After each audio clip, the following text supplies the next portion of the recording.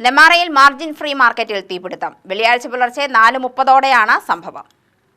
Nenmara junction സമീപത്തുള്ള വീരാസ് കോംപ്ലക്സിൽ പ്രവർത്തിക്കുന്ന മാർജിൻ ഫ്രീ മാർക്കറ്റിലാണ് തീപിടുത്തമുണ്ടായത്.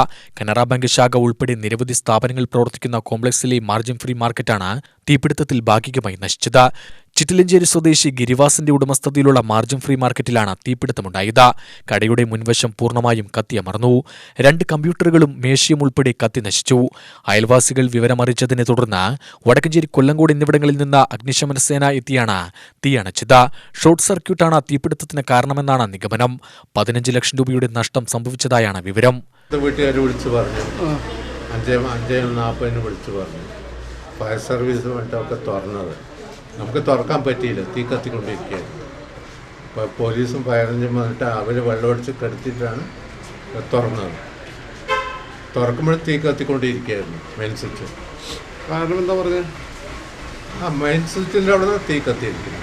അല്ല, കോസ്മെറ്റിക് ഫുഡ് ഐറ്റം അല്ലേ, എല്ലാം വാല്യുബിൾ ഗുഡ്സാണ്. UTV news, Palakkad.